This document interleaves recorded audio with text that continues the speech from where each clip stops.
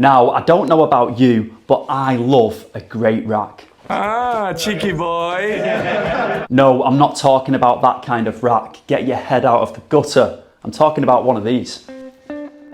This is the rear rack for the Interceptor 650 and the Continental GT, supplied to me by Hitchcocks Motorcycles. From what I understand, these are made specifically for Hitchcocks, but don't quote me on that. It's finished in gloss black and made here in England. And straight away, it feels like a nice solid bit of kit. In terms of size, you've got a decent bit of space on here, roughly 25 centimetres long, about 20 centimetres wide at the front and 15 at the back.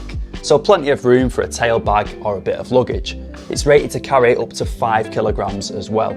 I had this fitted to the bike on a camping trip to the Lake District last year when I rode over Hardknott Pass. It made me realise there's a much better and safer way to carry luggage on the Interceptor, which I'll explain in a bit. Now, one thing to note, you do have to remove the pillion grab rail to fit this, but honestly, that's not necessarily a bad thing. Removing this was one of the first things that I did to my Interceptor. It really does clean up the back end of the bike. Now, if you're not carrying a pillion, there's no need for it. I think the welds are overkill. They look like giant black slugs, and these end caps don't actually fit. Yeah, it's not a good look. Bin it off. Right, I'm not going to insult your intelligence and show you exactly how to fit this thing. It's really self-explanatory, it's 4 bolts. So I thought it'd be a good time now to tell you what I've got planned for the channel over the next couple of months. So I've got another press bike coming from Royal Enfield. I'm not going to spoil it too much and tell you what bike it is, but I'm really looking forward to it. It's a bike that I've been wanting to ride for a long time. So we've got that bike coming up. I'll be doing the usual content with that. You know, the first ride. I'll also be doing some moto camping too. On that bike, I will be doing the Distinguished Gentleman's Ride on the 17th of May. I did it last year, did the Lancashire run. I'll be doing the same run this year. I managed to raise, I think it was about £470. This year I'm going for £500. If you would like to make a donation to my page, I would massively appreciate it. If you don't know what the DGR is, it is a sponsored bike ride where guys and girls jump on our modern classic motorcycles dressed in our dapper gear, and it's to raise awareness for men's mental health and prostate cancer, so it's a great cause. When the first press bike goes back to Royal Enfield, that is being replaced by yet another bike, and I'm not finished with the Interceptor yet either. I've got some plans for this bike in May. We're going to be seeing if we can squeeze a bit more power out of it.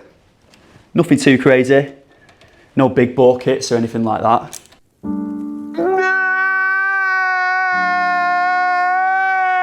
So yeah, got some interesting stuff coming up on the channel. Stay tuned. So this is the bag that I used on that Lake District trip, the video we mentioned earlier. It's a Lomo roll top bag. I think it's 100 litres. They're pretty cheap, these are on Amazon, but they're a decent bag. I strapped it on the bike this way to begin with. It had a lot more stuff in here than what it has got in there now. It's literally just got a tent in here. So I had a load of camping gear.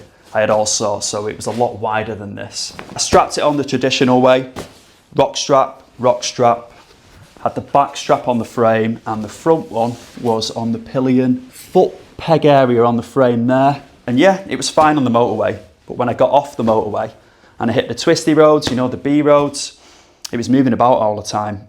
So what I did eventually, I pulled over and I turned the bag from this way to that way.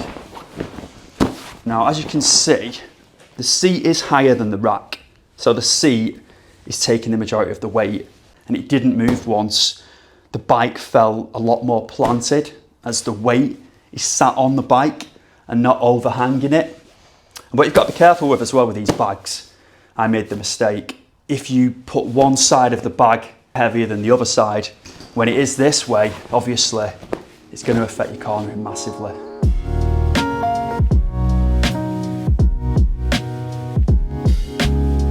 So that's the use I found for the extra length of the rear rack.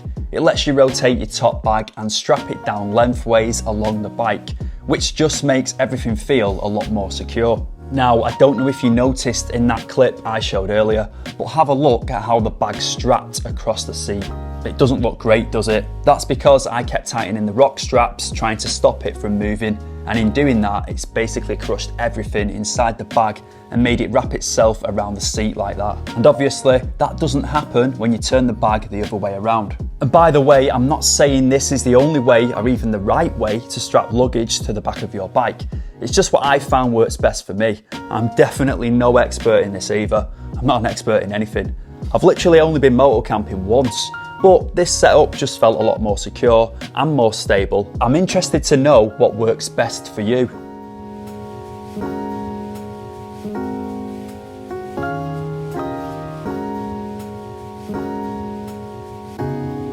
Let me know in the comments section what you think to this rack. I really like it. It's well made and it adds a bit more practicality to the Interceptor. As I mentioned earlier, if you can afford to donate to the DGR, I'd really appreciate it. My link is in the description. And if you are on that Lancashire run and you see me, make sure you come over and have a little chat. Thank you so much for watching, and I will see you in the next one. Take care.